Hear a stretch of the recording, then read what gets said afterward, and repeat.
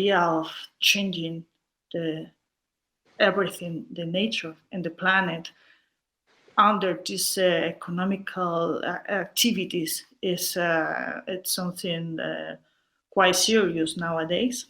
And all those elements, the elements that are part of our everyday life, of our activities, are being, in dangers more and more. And so this is something that this is a challenge that we have to face. Our generations and next generations, we have to deal with that. So I made also in 2016 a piece called Elemental Order, where all the elements of a periodic table of elements are, the normal way is just they are on the chemistry. The order is by the atomic number, of course. Mm-hmm. But now what I did was to find the economical values on the market, stock market or big companies, and then to connect the screen with the web page where this information is coming and is feeding the system. So every minute, or every 5 minutes, or every 2 minutes, I don't remember what, the system is refreshing. So all the elements are changing the values based on the market, on the stock market. So the new order is just this. It's an economical order. The nature is associated to that. And it's not it's very important to us to realize that although this is the recipe of the everything of the planet Earth, those elements are part of you can complete the work with all those elements. They have a value on the market, and this is changing everything. Technologically speaking, also, we are just giving a lot of value to very unusual elements until now. And I was thinking, of course, we are also made of the same elements than the rest of the world, the rest of the planet. So I made a lot of, lately, I made some compositions with the 26 essential elements for human bodies. Maybe we have an image before where you can see the table of human bodies elements. Yeah, one before. Oh, maybe yes. Okay. Yeah. Even one more. Yeah. Yeah. So we are sharing the same elements with the rest of the planet as everybody else, and so all those elements are you can find them. I don't know, many different places, and I decided to start making compositions with all those elements. So it's the abstract composition that you just showed, and I've been doing that lately during the pandemic, because also it was not possible to me to make another type of work.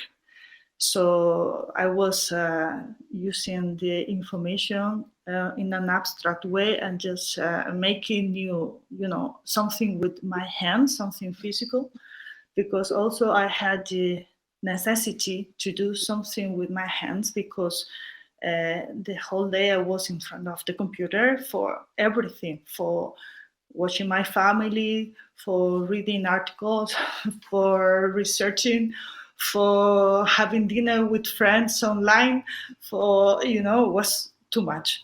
So at one point, I think it was important to make something with your hands. So I was working with all those compositions, and also we're having a very nice dialogue with the last video I made before the pandemic time, and it was this one I made in North Pole. That there I found out how serious is the situation with the planet.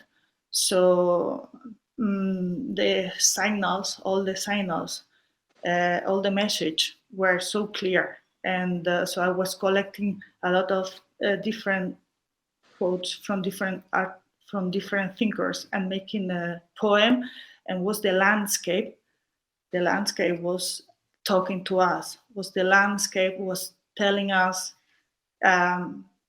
basically, please, we should be the people that is missing. So a kind of people that will be able to face the situation, because the situation is quite serious. Okay, thank you, Cristina. Maybe, I don't know if we have one more or two images more. Maybe we can just scroll through that. So maybe I can resume a little bit concerning our symposium think about data. So you have a lot of different strategies in working with data. You are researching very classical, like historical data, bringing them together in a very immense way, like you did with this kind of research, which we normally don't have neither from historical or historicals, like in Unending Lightning. You are also observing data which is produced, like you did in this big Stela about the market systems. We work with a lot of different ideas to visualize with different cartographies, I would say, proportions of power or proportions of different relationships, no? Like voting systems in the world, or like you showed in the Pantone image. That might be very interesting now also for Simon, because the work with the Pantone images is a little bit a reconstruction how mankind defined national territories.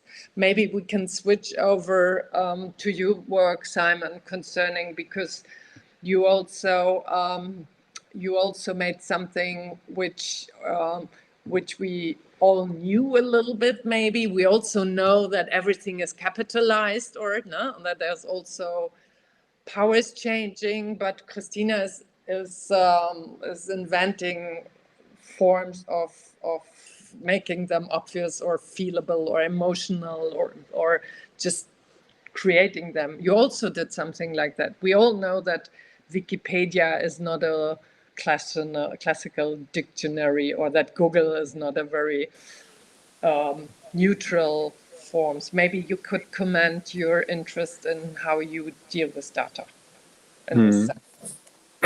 Maybe before I'm gonna start, because as Cristina mentioned, like the value of elements, I also experienced it during the setup phase of the exhibition at Gunzenhausen Museum, because I collected a lot of cables, like basically a month before the exhibition opening. And then literally like 1 week before the opening, the people at this area said like, hey, sorry, but the copper price went super high at the moment, so we have to sell the cables you collected for your exhibition. We are sorry for that. That's what they said. And basically I had like literally like just like 1 week left to get new cables. So that means that this exhibition and this installation I do in the Gunzenhausen Museum is super related to the value of those elements.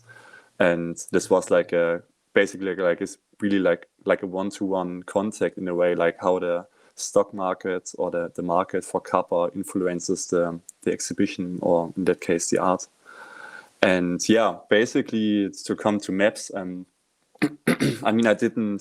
I didn't prepare such a, let's say, nice presentation, but as you have seen in the video, I think a good example I could give when it comes to data and also with regards to maps is the performance, or well, I think it's also like an installation somehow, which is called Google Maps Hex. And you showed it in the video, or you saw it in the video already. It's basically like a little hand wagon, like a red one, and there are 99 smartphones in it. And with those smartphones, I was able to generate virtual traffic on Google Maps. So you can imagine it like this, that, or maybe to put it in another way, I got this idea when I went to a demonstration, to a protest in Berlin, and And this time, I had a look at my smartphone and I realized that there was a virtual traffic on Google Maps. And this was basically the beginning for this project where I thought, okay, interesting. Actually, Google is thinking that there's virtual traffic, but in fact, there's no car outside in the streets. There are just people walking alongside the street. And I thought, yeah, maybe that might be quite easy to reproduce. And where basically I used 99 smartphones and put them into a wagon and was carrying them behind me in the streets. And after a while, I realized, oh, interesting, actually, I can recreate this virtual traffic. And after a while, the streets were getting more and more empty by cars because, of course, especially when you're in a city center, like Berlin, taxi drivers, tourists, and a lot of people, they are using navigation systems like the one from Google. And Google basically told them, like, yeah, here, there's traffic in front of you, so you have to be getting reroutes around it. And I think that's a pretty interesting demonstration, like how data is, first of all, shaping our everyday life, for example, with navigation systems, like how we move from A to B. And right now we have discussions about how we're going to deal with data, right? And how we're going to, let's say, make them in a way securable, or let's say how can we build up a system, that on the one hand, we are not spending too much data, but on the other hand, we are also having systems that run with data and make, let's say, our life easier. Basically, they're saying it like, we have smart systems. And I think this hack, and I think that's how I define it, basically like a hack, demonstrates like how you can, let's say, outsmart systems. And right now we have discussions about, let's say, data privacy, right? I mean, we can say like, okay, let's autonomize or let's say anonymize those data, to not get tracked back by, let's say, companies like Google. But on the other hand, there's another method, and this is the method which I used in this hack, which is called data jamming. So basically, you can also hide yourself in this pool of data or in front of these, let's say, huge technology companies by generating a lot of nonsense data, basically, or let's say generating, let's say, an overflow of data so that you're getting anonymized in this huge amount of data. And therefore, those systems, as I think this hack showed, is that they are not made for this kind of amount of, let's say, data or interventions, and they are not able to filter that out. I mean, they said like they're working on it, but I think they will never basically filter things like these kind of events out in the future, because, it's basically a thing which can happen all the time, and they probably will not know if there are cars or humans outside in the street. And I mean, this is like, data on the one hand, and also as you work with maps, and especially these days when we have digital maps, I think maps, when we talk about it, for example, Google Maps, I think what it is it's basically like a data visualization, right? Like it visualizes real-time input from us, from me, as I'm part of the system. I'm not just using it, I'm also providing data into it. And this basically shapes the way how it appears and how it looks like. And I think that's also a big difference compared to, let's say, old methods like we know it from, printed maps, because maps, like analog maps, when they are printed, they are basically outdated at the moment where they are printed, because, the environment around us is changing every second, right? The rivers, the nature is basically changing. And I think like one of the big promises of Google is they want to provide, I think, a map in the dimension 1 by 1 in real time, driven by data. Yeah, and Simon, may I ask you, but what's your opinion on that? Because I think that is super interesting, or that's my question also. It's concerning the aspect of time, because I think when we discuss about data, it's always about time, because data is like this fluent data which is changing at all moments. So, for example, did you ask yourself if you could do the same performance in 5 years again? Or like you mentioned, we are thinking now about data privacy. Now is a little bit 20 years old now, they're thinking about data privacy. Julian Assange is now 10 years or 12 years in prison.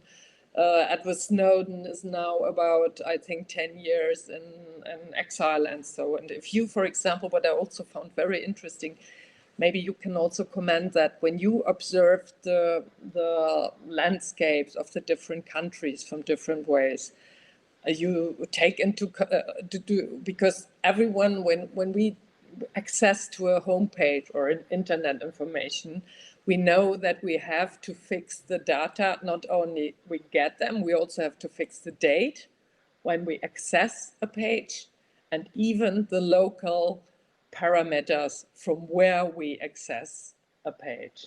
So isn't this also much more out of what you mentioned to the analog cartographies? Is not even digital cartography even more weaker and I would say from 1 second to another out of the actuality? Like, well, I mean, when it comes to the actuality or the terms of actuality, I mean, maybe let me try to summarize, but I think, yeah, in this sense, I think there's another quality in it for sure. I mean, just think about things like, maybe let's have a look into the future, right? I mean, maps, they can be also being used, and they're already being used, let's say, for applications like, Pokemon Go, for example.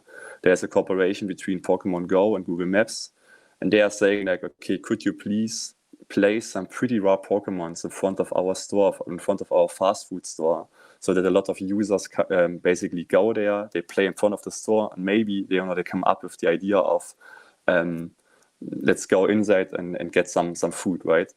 And I think this is like a totally different new story which we didn't have before, and which basically will for sure come more and more, that we are getting privatized individualized maps with regards to what we like, what we share, and so on. Like, there are already experiments like, where they say like, okay, I go from A to B, you go from A to B, but with regards of our interests, we are getting different routes to the city and maybe passing by some shops where we might be interested in. So I think here we definitely have to raise the questions again, and I know we're getting tired of it. And as you said, like Junior Sons raised it, Edward Snowden raised that question, and all those people, basically those leakers. But I think we should not getting tired of this, to always put the finger onto that point to say like, hey, we cannot play with this kind of rules at the moment. We definitely have to fight more for data privacy, or even if we're going to try to capitalize it when it comes to terms of, for example, micropayment, but to say like, okay, every data snippet they get from me, I'm getting paid for.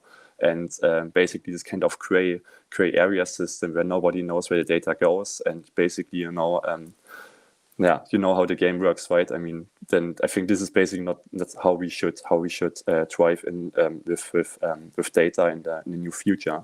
And I think also, like, data visualization, for example, is what I realize more and more is as well, like, a blindness arises against the gathering and the production of data. I think nobody now really asks the question like, how was this data generated and where does it come from? And I think, instruments to capture data, sensors and so on, they are made for a specific purpose, and they are made just basically to gathering this kind of data, but they are providing us a world where they say like, okay, this is the real world, this is basically how it is, and we tend to see them as real, or let's say as the real world, forgetting that this is basically just a measured part of the world. And that's basically what I also see where we really trust, or where the trust in data is much bigger as it should be. Because because my question also is a little bit in the sense, you are a programmer and you are really understanding maybe how some data are produced, but because what I'm always thinking that because the flexibility, and the short living, because data nowadays are totally dynamic, they are existing in the absolutely now, and the now is even, it's past when it's just happened. So it's like this only contemporary moment, which is of course very entertaining, but in a sense of understanding the world or analyzing the world or like evaluating the world or like I think this is a symbol what Cristina made with the two clocks which are running, and at the end you have nothing, because if you don't have this moments or stops, how shall we deal with this in future? Because this is also so difficult to, we also see it at the moment. The world is extremely changing because of the many manipulations of data which are thrown out into all the digital platforms we are using. Yeah, difficult question maybe, but might this be our enterprise in the future or something, or a big job, or is it, don't know. Yeah, maybe the question is like, how do we get more value to data, right? I mean, as you said, like we have a stock market, like a value for elements, right? I mean, like Cristina showed it, like she made it work where you see like, okay, this is, this is like a table, and here you see the value of the elements. For me, maybe a question would be, how could we value data in a way, like, just basically saying, okay, this data snippet, that's a bit and that's a byte and that's it. Maybe we could also put something behind that. Maybe, I don't know. I don't want to go this path, but, just as a somehow like a link to it, like this kind of NFT discussion, there are a lot of pros and cons, but I think that's interesting as well, because it goes in a bit into the direction, how can we value data? Yeah, how can we evaluate it? I'm sorry for interrupt, but I think that with all this information that we are exposed today, how deal with all those data is quite important. And of course, the key is this algorithm, that you are able to make an algorithm, and then you find out something. Then that you. For me, it's very intriguing. I don't know how to make algorithm, and then I feel like I need it to know, because otherwise I'm missing something important. You are a programmer. Can you tell us about this idea of being able to decodify the word, because the algorithm is the key? Well, I mean, of course, algorithms are just like a process, right? After A follows B and so on, and if A, if B are this state, then C follows. Basically, it's more like a structure of methods, and maybe that's also different, compared from my side. As I'm coming more from the technology side, I'm most of the time actually more interested into the technology first of all, and then actually I'm wrapping around the concept. That's probably a lot of people say like this is not the way how it should be, but sometimes it generates a lot of interesting processes, because you're working with the technology, or you're working with these algorithms and trying to first of all understand it, and then to, let's say, hack it or to use it in another way. And well, of course, this creates some kind of different method, a different, let's say, story as well. But what's also important there is, and that's maybe a term which I would like to bring you in discussion as well. I think it's, and as we are, as this symposium is also taking place in Chemnitz, I think like, with traditional algorithms or with traditional programs, and maybe if you are, let's say, a designer, or if you're working more in the creative field, most of the people, they're using algorithms which are predefined by big companies. So maybe let's take an example of Photoshop, right? There are some filters in it and you use them, but the thing is you have no idea how they work. And I think this creates a so-called term of proletarianism or proletariat. Like, I think it's like a digital proletariat, like Marx defined it. So we are addicted or related to these tools.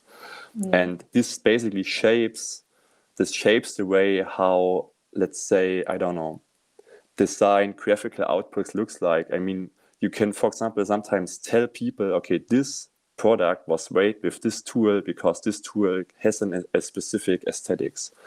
And I think what I realized, or what's happening right now, is that in a lot of design schools and universities, people, they are getting taught to program or to create their own algorithms, or maybe to break and to dive into this kind of tools and to use it in their own way, how they would like to, or maybe to use it in a way how these tools was not made for. And I think that's a super crucial and important part, that we are not using this predefined baked algorithms and trying also to understand what's behind that. And that's also what I see as me as an artist. I somehow see that also as, maybe as you as well, like as some kind of journalism and research, and to give back a story, or to somehow understand first of all the thing, and then to tell a story in a different manner, how, let's say, text or video could not do. So maybe to attach those people, the visitors, the audience, in a different emotional way. I think that's super important when you're working in the media art field, and especially now these days with technology. Maybe I can put one further question, because, Cristina also worked a lot with programmers now, for example, to program this huge installation on landing lighting, which is always feed up with data, but not in an algorithmical way or an automatized, but with proved, searched, and like handcrafted way. Yes. To feed the computer with handcraft, with self-cooked food, I would say. You are also programming in a certain way, but mostly, as I understand, when we talked after the opening or at the press conference, you also told me you sometimes also work with a sort of programming. For example, this morphing piece, which you did with manipulating portraits. It's like, we all know, it's just at the moment, this morphing is quite old, from the end of the 90s, which it started with digitalization, but there are so many programs now. It's also entertaining. It's also, so how do you deal? Do you also think, because the hacking stuff you did with the handies was funny, it was really great, because you're also putting the system against themselves. Is this also not interesting to do it with all these programs, and to show that they are not that clever and complicated like we all think? And isn't this also interesting? Or are you inventing new programs for your own programs? Be honest. Well, I mean, of course. So I'm a programmer, so basically I'm programming a lot of stuff. And so, for example, I mean, maybe to answer the question in Zapfenstreich, because there's a question in the chat. So therefore, for example, I used a program, or I used a machine. It's called machine learning, basically like a method where I trained an algorithm to learn the song of Zapfenstreich. And so the thing is that here, the idea was, I would like to teach the algorithm what needs to be done, basically, to play an instrument, in that case Zapfenstreich or the trumpet, basically.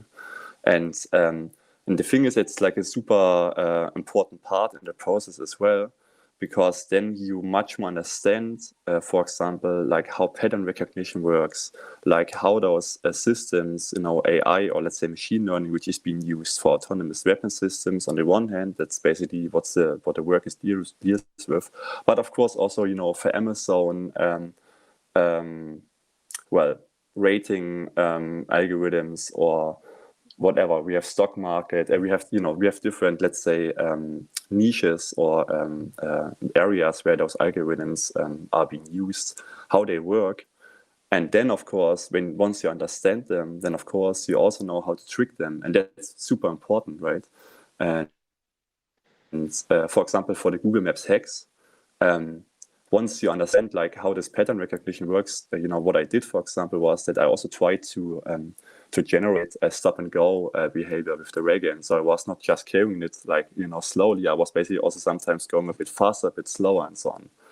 So, and I think this kind of stuff is something you understand once you deal with the program, and once you do this kind of let's say programming process, which is, by the way, also a super creative process as well. I think it's also like sketching or drawing or something like this. So I mean, the for example, the Google Maps borders thing, like the thing with the borders, I wrote a program which basically scanned Google Maps from the different Google Maps versions or APIs.